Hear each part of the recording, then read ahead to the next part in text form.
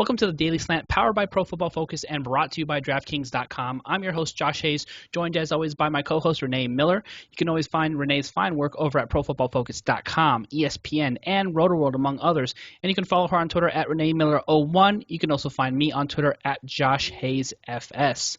Renee, welcome to Week 14. We've made it almost to the end of the season already. It's flown right by. Yeah, can you believe it just felt like it was just a couple weeks ago that we were sort of like, hey, this is preseason. What do we do with this show? We can't really talk too much DFS yet because, it's preseason and we don't want to start, setting lineups 3 weeks away and things like that. And then here we are. It's, there's 4 regular season weeks left, and then, hopefully we're able to continue the show a little bit through the playoffs, but then after that it gets a little, skinny and sketchy there. So we're not too far away from the absolute stretch run. Only 4 weeks left to win that $1 million, Renee. What are you going to do when you win the $1 million?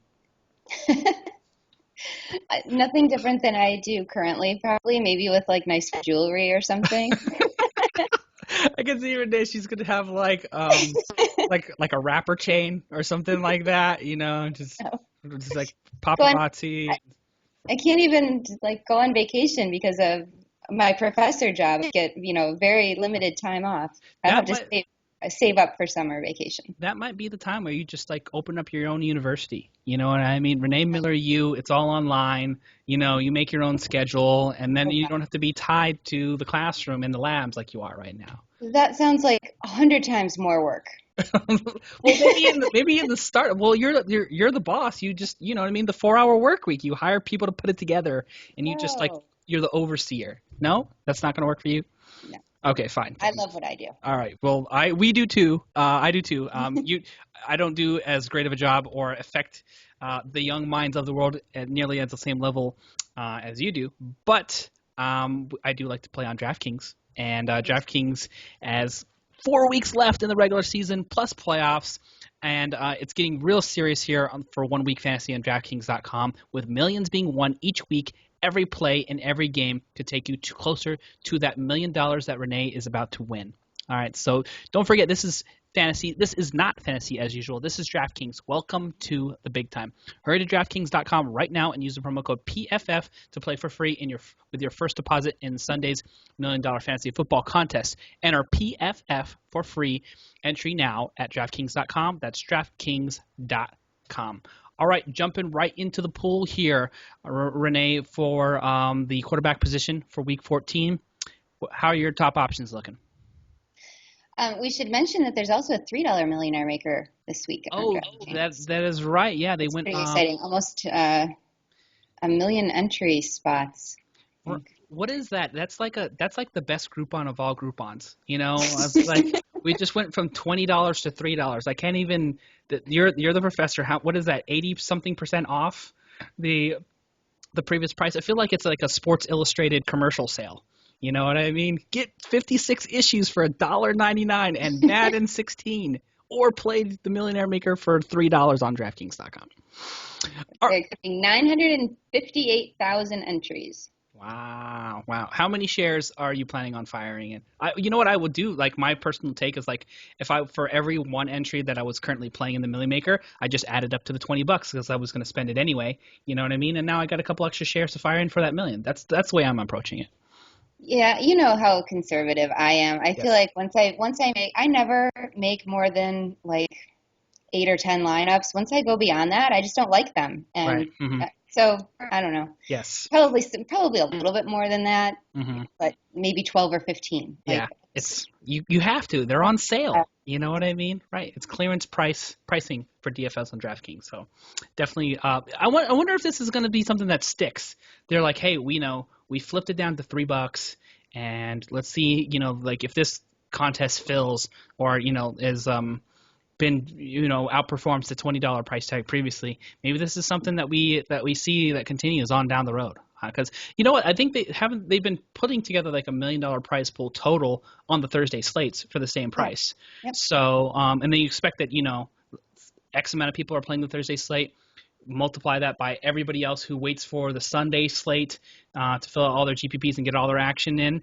And I think this actually is a like a very good idea, because as the season goes on and as people have been like playing and missing and missing and missing the money, or getting a little bit disheartened with some of their GPP lineups, this is a great way to bring them all back in for like a Right. discount price. So Absolutely. I love it. All right. Somebody So I do love at the quarterback position here is some of the top options that we mentioned last week here: Carson Palmer, Cam Newton, and maybe some Blake Bortles. How do you have this all breaking down for your lineups? I like Blake Bortles.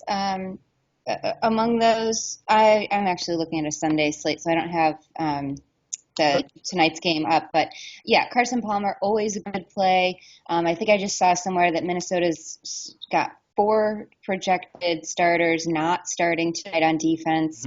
Hmm. So things, I mean, the way that Carson Palmer can spread opposing defenses is so impressive. He's been so accurate and efficient, and everyone's pretty healthy in the receiving core. So yeah, you gotta love Carson Palmer for the Thursday slate. Yeah. I like Russell Wilson. He's probably my favorite cash game option. I completely believe that he has figured something out at this point in the season. I mean, everyone had really high hopes going in. I think he's pulled it together, and this team is working as well offensively as they have been defensively now, and this is dangerous. And 2 things I'm pretty sure of this week are Russell Wilson and the Seattle defense against perhaps Jimmy Clausen. So Wilson's probably my top cash game play. Yeah, I love Russell Wilson there. He just continues to rub the whole Russell Wilson is trash comment in my face as soon as I made it. So I feel really good about that. I was so dialed in to like Russell Wilson's current state of affairs. But nevertheless, super value to me at 6,300 against a Baltimore defense that I have been targeting, I guess incorrectly so. Ryan Tannehill, thank you very much. Thanks for nothing. Yeah, exactly. Thanks for that Devontae Parker play that you actually called. So that part worked Yeah. out. The rest of it was Russell Wilson type trash in week 11. So you're the new trash. Russell Wilson type trash. Right, exactly. We're renaming the Russell Wilson trash to Ryan Tannehill trash. But Carson Palmer at 6,500 in that price point too is very solid, along with Russell Wilson in the 6K range. DraftKings continues. Speaking of like the $3 on sale, it just feels like half the slate is on sale on DraftKings whenever we come down to the pricing versus what FanDuel and Yahoo offers there. So top value for them for sure. Now, let me ask you this. With the late breaking news that Rob Gronkowski is practicing with a brace on Thursday, does that change your opinion or your thoughts about Tom Brady going into week 14? It would, but I really don't think he plays. I think he's probably trying to keep it loose, trying to see what he can do, but I don't think they're going to take any chances with him. They're in the playoffs. There's no reason to risk him being injured. They can stand to lose a game, although I think that's pretty unlikely anyways. But I don't think he plays. But All right, and Rob Gronkowski was on record previously before this practice and saying he's not coming back till he's 100%. So, and all the previous report have suggested that he will not be 100% by Sunday. It is Thursday, so we still have some time, but that's going to be some pretty special healing in between now and Sunday for him to see him in action. But I think just interesting to keep tabs on and note. Can I interject something? Sure. It is Hanukkah. Happy Hanukkah to all of our Jewish listeners. And one of the funniest things I've seen all week is the text message exchange, the fake, phony, hilarious text message exchange between Rob Gronkowski wishing Julian Edelman a happy Hanukkah. So if you haven't seen that yet, I highly recommend you look it up. Yeah. I haven't checked that out, but I'll definitely check that out. It sounds There's some great lines in there. Okay, it sounds great. I love this. They had some pretty epic Twitter picture exchanges there in the past too. Those are like two of the best clowns in the business there, and it's great to see them having fun on social media. This is totally somebody else made it up to look like a text conversation between them. It's not real. Oh, okay, all right. I Exactly. thought it was just sort of like them joking around but not being serious, but it's not even them. Okay. It's one of those ones like somebody else set it up. Like there's a great one like Facebook chat between the quarterbacks who's elite that came out a couple years ago, and I don't know, they're like, it's my favorite thing. All right, that sounds good. I'm gonna definitely have to check that out. All right, we are going to talk about a couple other options that are cheaper than some of these that we just mentioned here. We have Tyrod Taylor at a pretty good price point at 5,400 on DraftKings against Philadelphia. That's interesting to me. We haven't even mentioned Ben Roethlisberger, who has just put himself. To me, right now, Pittsburgh is the best offense in the league. With apologies to maybe Russell Wilson, who's rolling on a serious level right now. No, not even. I don't think. Pittsburgh's way above Seattle's offense. Okay. Well, I mean, they've been scoring at similar clips over the past couple of weeks, but I definitely like the package and the weapons in Pittsburgh more than any other spot. Although Doug Baldwin just all of a sudden turned into Jerry Rice over the past 3 weeks. I don't know how, but I'll take it, especially in my season-long league. Okay, so we have Ben Roethlisberger in the spot. We don't want to forget about the Red Rocket on the other side of there either for 6,600. Andy Dalton just got done lighting up my Cleveland Browns for 37. So, and we know Pittsburgh is a team that you can be scored on. That can be scored on. Russell Wilson did plenty of damage against him. So, how do you separate these guys for what you want to do in your GPPs? Right. I'm fine with either of them in a GPP. I vastly prefer Ben Roethlisberger at home. I talked him up a ton last week. I don't think he has the 5 touchdown game on the road in Cincinnati. 2 or 3 touchdowns, sure, but I don't think he's going to be that amazing. And I think Andy Dalton will also be fine. I don't think that this is like a 50-48 score at the end of the day, to be honest, even though Cincinnati is still probably going to be without Pac-Man Jones, sounds like. Yeah, which to me is a big boon to Antonio Brown's value because when I was talking about Ben Roethlisberger and Antonio Brown as a top play on 120 Sports this week, and Pac-Man Jones was, I think, the number 9 rated corner in the NFL, which is amazing to me. And then I think was it Drake Kirkpatrick on the other side, who's the number 13? So they have 2 of the top 13 in the league, and so you get to subtract one of those and out of that spot. I think it's a huge boon for Antonio Brown. Antonio Brown's going to be a lock chalk play, and we'll talk about wide receivers here in a few moments. But there's any deep, cheap quarterbacks that we need to pay homage to? Winston. Yes. Yeah, Winston gets the Saints, so that's an obvious one. I think there's going to be like some over ownership in that, you know what I mean? Because he's so cheap, and everybody knows that New Orleans is like a popular stack by now. Could you see like above 20% ownership in Jameis Winston, or is that a little aggressive? No, I could totally see it. Okay, but now if it tops the 20% range in the GPPs, does he still make sense? He's cheap enough that you can still get a lot of diversity in your lineup elsewhere if you really believe he's going to throw 4 touchdowns or throw a couple and run for 1 or whatever. It's never a bad idea to put those points in your lineup, even if other people have them as well. You can diversify elsewhere. All right, fair enough. I also like Alex Smith at home as a cash game alternative. I've written about him a little bit this week as a guy with a reasonably high floor, a reasonably low ceiling, but a pretty safe play if you do want to save some money and not have to take the risk that you would be taking on somebody like Osweiler or Tannehill or Tyrod Taylor even. I mean, I think the Philly defense, they've given up a lot of points, but they've also caused a lot of turnovers this season. So there are, I think, lower floor quarterbacks in the same range as Alex Smith. He tends to be overlooked. I mean, he's a guy that'll be 1% owned.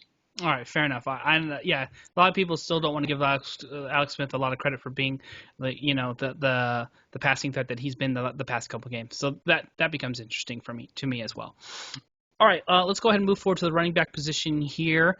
We have Devontae Freeman back up top, which is interesting to me because that's a tough matchup against Carolina, but nevertheless, Fantasy Labs on ProFootballFocus.com has him in the optimizer projected as the number 1 running back this week. Do you agree with that? Are you going to have some shares, or are we going to go cheaper again, sort of like we did last week? This is a really nice week for running backs, I think, because there are a lot of different ways to go, and it's one place in my lineup that I'm diversifying quite a bit. So at the top, I really like Devontae Freeman and Todd Gurley. Those are my 2 kind of high-end guys that I'm using.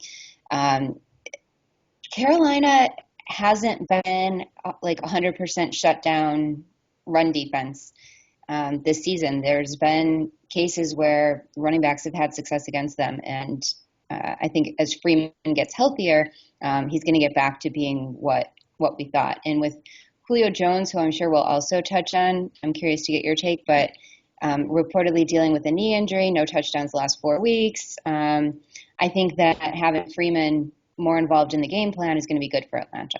Yeah, and it should help Julio Jones some more. However, that Matt Ryan to Julio Jones combo, and I believe actually Julio Jones went on tape or went to the media or whoever he went to and complained about his red zone looks or the play calling there, well, which is never good, but also ends up usually working.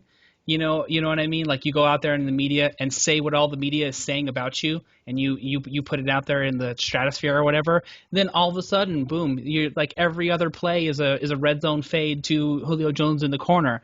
Having said that, But no coordinator should have to be told that. Like, right. oh, wow, I never thought of throwing the ball to Julio Jones in the end zone. Like, that's not what the coaching staff is thinking. I know. They're like, well, I was really focused on Jacob Tammy here against this linebacker. But, yeah, it does blow my mind to me that we sort of, like, see these things. But ultimately, it comes down to Matt Ryan executing. So maybe they are calling these plays, and it's supposed to go to Julio. And for whatever Matt Ryan doesn't see it or, hears the footsteps behind him or something else and, throws an outlet to Freeman or Tammy or somebody else. But regardless of that, it's going to be he's Missouri now. He's in the Show Me State. Is that the right state? Missouri? Show Me State? I don't know. I think so. Okay, yeah. Julio Jones is Missouri to me. Even if it's not the Show Me State, it's the Show Me State for the purposes of the show. Okay. I don't know. Whatever. Now I feel like an idiot. So I'll have to Google that. But in the meantime, he is a state that needs to show me that basically he is in a state of I'm not going to play you until you get back on track. It's Missouri. You're right. Okay. All right. Well, I'm glad I just tossed out. You created a lot of doubt in a matter of moments. I was like, oh no, the professor said it's wrong, baby. Geography professor. Okay. Thank God. Thank God for that. Yeah. All right. So yeah, Julio Jones is Mizzou. For me, he's going to have to produce overall. I mean, like we keep coming up with reasons why it should make a ton of sense, but we don't have to go with somebody with questionable production anymore when we have some top options there. And I know that we're not actually talking about wide receivers, so let's go ahead and lock down the rest of our running back plays, and then we can actually talk about who makes more sense in Julio here in a few moments. So on the rest of the slate there, we've got like a cheap option, Thomas Rawls, which I'm interested in at 5,800. He's been pretty productive. Todd Gurley is to me like an out-and-out fade. It feels like he's just, I don't know what it is, but he's just fallen off a complete cliff overall. I don't know if it's just like maybe the conditioning or or Nick Foles of the offensive flow or lack of blocking from the offensive line, but for whatever reason, it's been just a bad performance overall. The last 3 weeks, okay, unlike you, I am not so high on Rawls because I don't like to choose running backs that are playing Baltimore in Baltimore. I think they're better there. And so Gurley over the last 3 weeks has played in Baltimore, in Cincinnati, and against Arizona. So none of those are easy situations, and the Rams are down in those games and don't have much going on in the pass game. It's very easy to shut down Todd Gurley if you're Arizona, Cincinnati, or Baltimore. So I'm curious what actually one of the things that I wrote, because I put them in my contrarian article, is that we'll see who the fraud is this week. Is it the Detroit Lions run defense who's been good over the past few weeks against really bad running backs? Mm-hmm. Or is it Todd Gurley who seems to be able to succeed in good situations? I think it'll be a real interesting test this week for both the Lions run defense, which I don't think is as good as it's looked, or Gurley, who I don't think is as bad as he's looked. That's a fair point overall. And you know what I want to do?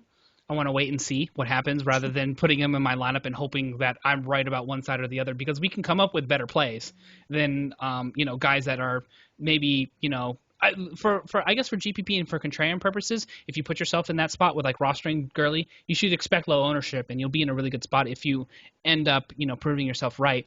So from that standpoint, it makes sense. But I think that we've just come to the point where we know who so many people are by week 14 now that you can get some trustworthy options into your lineup and still feel pretty good about it overall. I do like Jeremy Hill once again this week, 4,600 on DraftKings.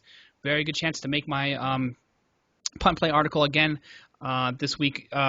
Pittsburgh is a team that you can you can make some hay on in the run game there. Just 23rd, grading out over against the run overall. And we've seen people through the air and through the pass put up some numbers overall. And Jeremy Hill is still a person that I guess people are sort of concerned about with Giovanni Bernard in the mix. But I like the fact that he's gone 4.5 yards per carry on 22 touches against Cleveland. Now, granted, they were cruising in the second half of that game, so it was a lot easier for him to get carries. But against a Rams defense that was supposed to be, a higher grade front seven, they're 5.4 yards per carry on 16 touches. Very well, and touchdowns in back-to-back games. And then he has that three touchdowns in the last 3 games. Not a touchdown against St. Louis, but 2 touchdowns against a good Arizona defense on the road there as well. So are you back in on Jeremy Hill this week? I'm not. I'm surprised. I was just looking up the numbers. I'm surprised to hear you say that they're 23rd in run defense on PFF. That doesn't mesh at all with what they've done fantasy-wise. They've allowed the second fewest fantasy points to running backs this year. The Steelers have, and 72 total yards against the Cincinnati backs the last time these teams played. So that's actually a situation that I was not looking to take advantage of. But yeah, I've heard some people say it's going to be more of a Bernard week, and I don't know. It's not. It's because of the competition and because of my perception of the Steelers is a little bit lesser option fantasy-wise. Mm-hmm. No. But in that same price range, the 2 guys that I'm finding myself drawn to a lot are Sean Drone and TJ Yeldon. Yes. Both great matchups, both main guys, three down backs for their teams, and kind of on the upswing, on the uptick. Those are interesting plays for me as well. I just feel like this may be a point where if Cincinnati – I don't know if Cincinnati wants to get into a shootout necessarily with Pittsburgh. If they're smarter, I think they understand that they have like a pretty solid run ground game, and if they play a little bit more ball control, they can keep this from being like a 70-point game and sort of, but having said that, Pittsburgh is a team that you can, at least on PFF and from what I've seen, you can beat on both sides or in both areas, 23rd against the pass and 29th in pass coverage. So maybe but I do have concerns about like how effective Tyler Eifert, for example, is going to be coming back, coming off that injury, which is pretty scary overall. I wouldn't be surprised if it's limited snaps, and that sort of, to me, marginalizes the passing game and would make some more sense for Jeremy Hill. But I do definitely agree with you. If I have a chance to take somebody in a similar price point like Sean Drone or TJ Yeldon, which doesn't have to worry about splitting the carries or getting sharing touches, so to speak, with like a guy like Gio Bernard, probably makes more sense. The one thing I have to say, though, is Gio Bernard has, like, for whatever reason, been slowly fading in terms of at least rushing attempts. He's still like a passing game factor, but not a passing game factor the last 2 weeks. There are just 4 targets and 3 receptions, and 3 out of the past 4 games under 10 carries. So to me, it's just like Marvin Lewis has basically said we're going to shift more than 60% of the running back workload to Jeremy Hill, so it's a less of a time split than people have, I think, or may originally think. All right, let's go ahead and move forward here. Any other running backs you want to touch on before we talk about the wideouts? Yeah, the Sharkhandrick West Spencer Ware situation. I mean, they get to play at home against the Chargers, who's the league's worst running defense. So one of those guys should be interesting, and West is my preference, but it could easily be Ware. We talked about the same thing last week, and it turned out that both Anderson and Hillman were duds. Yeah, disgusting. Mm-hmm. So, situation that you probably want some exposure to in tournaments, I think, because either one could be really, really high upside. All right, so like if I have posed to me from my brother-in-law as a season-long question. So if you have the option between both, you back West. If you have to start one of the two, he slightly outtouched Spencer Ware, and he was the guy before Ware was the guy. So those two pieces make sense. But if we're talking DFS, there I wouldn't be opposed to having shares of either in different GPPs just to cover all the bases in case one has a sort of a breakout Yeah, performance in that this game. is the game that Ware scored the 2 touchdowns in the fourth quarter in San Diego a few weeks ago when West got hurt with the hamstring. So Right. And he's done it. he has performed against that defense, and Kansas City's at home this time. That should help their cause there as well. All right, back to the wide receivers as we previously touched on here. Julio Jones, for the first time in a while, slides down to 8,900 and is not a top 5 projected option. This is the first time I remember seeing this in quite some time, but he deserves the discount that he's gotten down to 9K from 9,400, which was the high watermark against Minnesota 2 weeks ago. Now 8,900 here. Against Carolina. I really don't want to mess around with Josh Norman as it is anyhow. And when we take a look at guys like Antonio Brown, D-Hop, Fitz, Odell Beckham Jr., all those to me in that. And by the way, Fitz once again still, we've said this many times over, like 1,500 cheaper or 1,400 cheaper than Julio Jones. All make more sense to me in cash and GPP. Do you agree here? Yep. All right. Now, if you have to lock in one of these guys as your 50-50 your cash lineups, who are you staking claim to, or are you going to try to squeeze two? I think you can get two. Antonio Brown, for sure, if I'm taking only one. Mm-hmm. I don't know that you can do – I don't think I've made a lineup I haven't with been Brown able to. and Beckham. Yeah, I haven't been able to squeeze both in. But Brown and Green, Brown and Marshall. Brown and Fitz is doable, I think. Oh, yeah, I don't have the Thursday slate open. Okay. Mike Evans is another guy that I like a lot. He's, the Saints. Mm-hmm. And Brandon Cooks, too. Actually, somebody asked me a season-long Julio Jones or Brandon Cooks, and I think between Josh Norman and the knee and the recent performance, Cooks is probably higher safety, higher floor guy. Yeah, and then factor in Mark Ingram going down for the season, it should be Right, no run game in New Orleans. Yeah, exactly. So not that you want to run on Tampa Bay anyway, but yeah, maybe it's time to get Pierre Thomas on speed dial for for somebody. I was like, I mean, that would make some sense. Oh, well, I guess that really isn't necessarily necessary. Don't use CJ Spiller. I feel like CJ Spiller is going to be way too highly on. Right, exactly. Friends don't let friends use CJ Spiller in DFS in week 14. I don't care. He should have, based on the contract and the role in this offense and the way he was supposed to slot in as like the, Darren Sproles part deux, it's just never happened. I think, what did he have, like 4 or 5 touches or snaps last week? So even when they could use him and they should use him, they haven't used him for whatever reason. The guy isn't even getting on the field.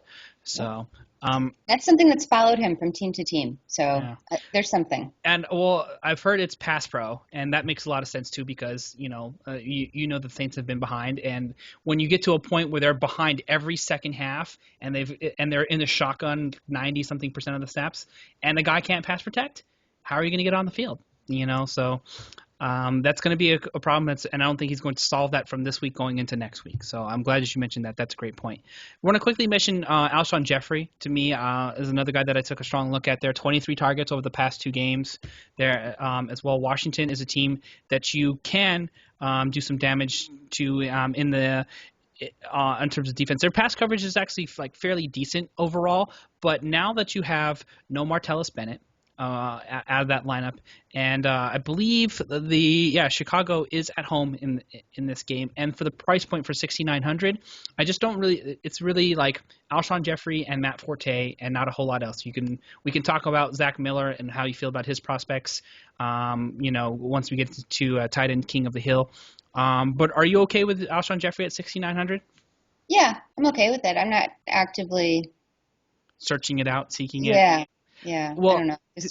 Chicago, it wasn't really a team, or that wasn't really a game that was coming up really high on my radar as one to, work hard to take advantage of. So I don't mind it. Oh, okay, I'm going to be having some shares because I feel like everybody is in that top tier group from like Allen Robinson on up. Like everybody wants Robinson, Green, they want Beckham, they want some Fitz, D-Hopkins. Right, and so you're going to have to sort of mix it up a little bit in some of your GPPs to, create some opportunity there. And I think this easily is the third straight game where he gets double-digit targets, and I love double-digit targets. So, all right, let's go ahead and flip over to your favorite, my favorite portion of the show. It's the tight end king of the hill, and we're going to start. I'm sorry. It's not going to be very fun this week, I don't think. Oh yeah, you know what? Yeah, it's it's not as fun without Gronk either, because that's like the finalizing factor. But we do have his buddy with a little bit of a price increase, Scott Chandler. He's not ready yet. The first two guys, he's second. The first matchup we have on the board is Zach Ertz at the low price of $2,600 on DK versus Mr. Home Run, Mr. Hero, Richard Rodgers at $3,900. I'll take Rodgers. All right, now it's the aforementioned Scott Chandler for $3,800 versus Richard Rodgers. Chandler. All right, that was quick work. Richard Rodgers. Ben Watson at $4,400 versus Scott Chandler. I do like Ben Watson a lot this week, but I'd still take Scott Chandler. All righty. And we have Johnny Football at the helm against the maybe only legitimate offensive option that you can trust on some level, Gary Barnidge for $5K. I'll stick with Chandler. All right, fair enough. I would do the same. Kobe Fleener coming up higher on the projections on Tight End King of the Hill and PFF for $3K versus Chandler at $3,800. Chandler. All right. I can't trust. I mean, I do. You want to take advantage of this Jacksonville defense, the lack of a Jacksonville defense somehow, but Indianapolis was so bad last week. Like, I'm wounded. All of my Hilton and Moncrief shares are I know. I'm sad. It was so bad. It was bad, yes. It looked good in the first quarter, then it all went down the toilet really quickly. So Fleener's so far behind those guys that I don't even know how this is anemic stuff in Indy. So this is like I think it's a glitch in the Matrix that Kobe Fleener is this high over some of the game. He'd be last out of everybody we've named so far in my mind. So all right, so Chandler hits a home run on Fleener. Antonio Gates for $46. Yeah, I like Gates a lot. And I think he'll be a little bit lower owned. People do tend to like following these red and green opponent ranks on DraftKings, and he gets the first red mark there as the toughest tight end defense. But San Diego has no weapons. There's literally Malcolm Floyd is the best receiving option that Phillip Rivers has. And while Kansas City is a great matchup for opposing wide receivers in terms of fantasy points allowed. I think they're second most. Antonio Gates is going to have to behave like a receiver in this game if they're going to move the ball through the air. So I do like Gates a lot. He and Rivers have the connection. He's reasonably healthy. So it's very close. If I was factoring in price, it would still be Chandler. You have to factor in price. And then I'll stick with Chandler, but that was an advocate for Gates. I have Gates in a lot of lineups. All right, fair enough. I'm with you there as well. And you know what? Now that you've told Antonio that he has to behave, I was like, I think that's going to be the key there. Once we put that out there, he sees the show, and he was like, you know what? I was feeling like right. I was like, I was thinking about getting into some trouble this week, but they need me. Renee told me that I've got to behave. I did you. Right. Yeah. You've been officially reprimanded for your behavior, and it's time to pay off that $4,600 price tag this week. So, all right, Chandler moves on to Julius Thomas at $4,200. This is a good one, too. I also have many shares of Julius Thomas this weekend. This one's really tough because I like every bit of the Jacksonville game. The teams that I like this week, I'm so torn. The Chiefs, the Jaguars, and the 49ers. Even the Bills, I really like. We didn't mention him, but Sammy Watkins. Okay. Great matchup this week. Yeah, Sammy Watkins is resurrected from the dead. Yeah. I feel so skeezy about it. I don't know.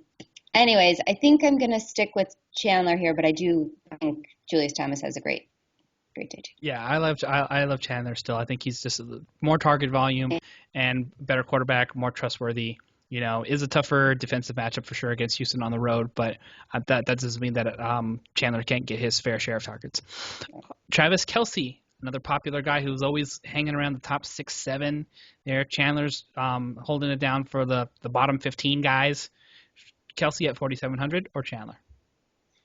I'm going to stick with Chandler there. I mean, I think Kelsey's going to be better this week. He's going to get 6 to 8 targets like he does every single week, so his upside is capped. But I think he manages to do something with him.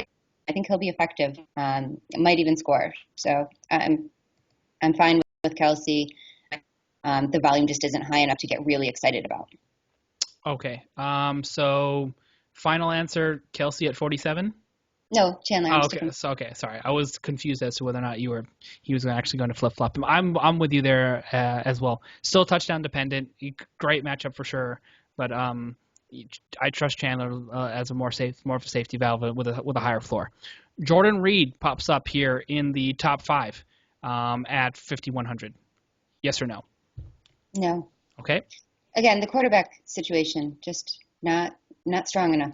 Yeah, you know what? Jameson Crowder and some of the other wide receivers, like the big plays that Sean Jackson has been making. Now that like it's a full healthy complement of wide receivers for Kirk Cousins, he hasn't turned into the double-digit target guy that he was early on the season, like he was in Tampa Bay and early and I think week 1 or week 2 against Miami. So 3 receptions for 33. It's nice, it's safe, but I would probably prefer Chandler with a banged up wide receiver core versus Jordan Reed and that full spread of that option on the road in Chicago. Tyler Eifert coming off the injury, 5,600 against Pittsburgh. No, that injury worries me. That was a neck, right? Neck stinger, I believe. Yeah. Mm-hmm. I don't know. It's probably because I'm a neuroscientist and any kind of like head and neck stuff terrifies me. Right. But I don't want to go near that. Okay. We will advance forward to top 3. I was making fun of him a little bit, but he is a top 3 projected tight end on PFF this week. It is Jacob Tamme at 3,400 on the road in Carolina. Wow, I hope he comes close to that because I have him in a league where I lost Rob Gronkowski and then subsequently dropped from being alone in first place to being tied for first place, but having the 3rd fewest points and, anyways, not getting a bye. Thanks, Rob Gronkowski. And Jacob Tamme was terrible last week. So I hope he lives up to that. I don't have as high of hopes as Mike Clay and the PFF projection team. I don't either. I mean, obviously, I'm never going to pretend like I know more about Mike Clay, but like 4 targets, 3 receptions for 26, and Minnesota, 5 for 69 was nice, but before that, just 1 catch for 16 yards. That uneven amount of production scares me. So I'm sure he knows something that I don't know about Jacob Tamme, but regardless, I just don't feel great about it. A road matchup at Carolina against an undefeated team, and Matty Ice has been ice cold at the quarterback position. So Scotty Chandler or Delaney Walker, one of the favorites that you've that liked over the past couple weeks, are for 5,600. I do. I always like Delaney Walker. It's hard to ever make an argument against him because his volume is so high and he's so capable. Mm-hmm. Mariota loves him. All right. I know. And there's nothing to not love. I mean, he's in the right place at the right time. He's a smart route runner. He's a good blocker. He's got good hands. He's everything you want. 30 targets over the last 3 games, which is good for 22 catches, no less than 91 yards in each of the last 3 weeks with the touchdown. So there's volume, there's safety, there's PPR production. It is much more expensive than Scott Chandler at 5,600. That's the only thing that you sort of have to gripe about. But right. Is it a full? It's 1,800 more. 1,800, not quite 2,000, yeah. Yeah. So. Yeah. But the production is matching the price tag for the most part. What do you do here?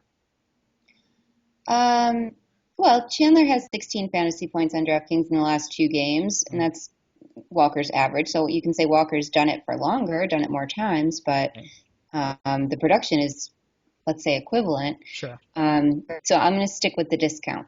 Okay. Spend that money on my wide receivers. Yeah, and then so I think this might be Chandler, one away. Yeah, running the table here at 3,800 against Greg Olsen, who performed like very well for the price tag, 23.9 points on DraftKings. 9 targets for 129 is monstrous, and he's up against Atlanta, top projected tight end by a good margin. But is the price tag too steep for him to beat out Scott Chandler? I mean, Carolina is just rolling right now, and Atlanta is struggling. This game is in Carolina. I have absolutely no issue using Cam Newton and Greg Olsen as a stack. I don't think they'll be as good as they were last week. Atlanta is a better on defense, pass defense, secondary than New Orleans. So I don't think we'll see a carbon copy of last week by any stretch, but he's a fine play. For the price, though, you're right. We're going to stick with Chandler. All right, so Chandler comes from the depths of the Pro Football Focus Fantasy Lab projections outside the top 10 and crushes the rest of the competition at 3,800. So I'm with you. I'm going Chandler there as well. I've almost never gotten to a point where I've paid up for Greg Olsen on a consistent basis, other than some GPP lineups. But he's just never made my cash lineup because you can do things like we've seen with Gary Barnidge, Ben Watson, Jordan Reed, Jacob Tamme, and even sprinkle in some Antonio Gates here for 2K ish or less. Or more from the $6,900 price tag for Greg Olsen. So I'm definitely with you there as well. All right, we get to the last and final position here, defense for Week 14. Which group are you focusing your efforts on for cash and GPPs? I'm having a really hard time talking myself out of using Seattle. So far, they're in all my lineups, and I don't really like to do that, but I don't they either. are Seattle. They're in Baltimore, but somebody that I was reading, Eric McPherson maybe, I'm sorry if I'm giving bad credit, made the point that being in the Pacific Northwest, Seattle logs more miles year after year than any other team, that they're so used to traveling. Even for conference games, they're traveling, the equivalent of cross country sometimes. So to get down to San Diego, for example, or something like that, or Arizona. They're used to it. That's less of an issue for them. And Baltimore could legitimately be starting Jerry Clausen this week. Oof. Yeah, I saw that too, which is scary on multiple levels. For the Ravens. Yeah. Right. So and that's a favorite thing that I love to always do, and is take the weekly backup fill in, and say, all right, stack up against that guy, because he hasn't had first team reps in quite some time. He's got 1 week to figure it all out. So I buy into the narrative for sure. I like it. For what it's worth. Pro Football Focus has Carolina projected up top, followed by the Jets against Tennessee. The Jets are excellent. That's I also want a bunch of shares of Denver. I think the defense has rebounded. They're back at home. They're playing Oakland. And David Carr and that offense has struggled a little bit more. 23 fantasy points against the San Diego Chargers on the road. And this could be another bad weather game, which I don't think also helps maybe either side much, but probably favors Denver more than anything else. So I will have some shares at Denver for 3,400 as well as Seattle. Any other outside-the-box defensive options we need to make a case for? Right. The other one, and you just reminded me when you said what Denver did against the Chargers, is the Chiefs. The Chiefs were also really successful against the Chargers, and as we've just talked about, they don't really have much going on offensively. Like, everyone's hurt except Antonio Gates. So who has behavior issues, by the way. So. He's going to behave this week. And Rivers.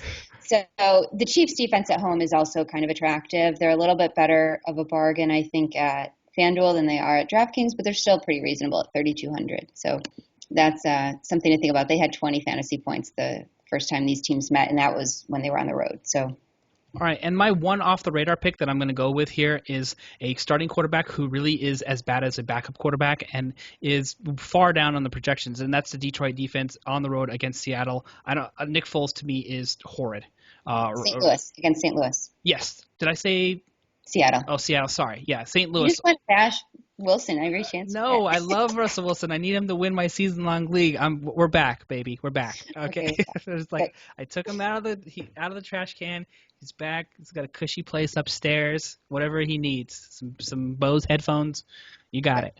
Yeah, so Detroit D for 2,700 against St. Louis. I'll have some shares there, just sort of be a little bit off the board and mix things up while everybody else is stacking up, Carolina, Denver, Jets, and Seattle D. That's actually a good amount of options along with Kansas City. So I think we gave you about 6 that you can sort of create some GPP differentiation and have like a fair amount of exposure without having to be all in on Seattle, which I still like as a very strong play.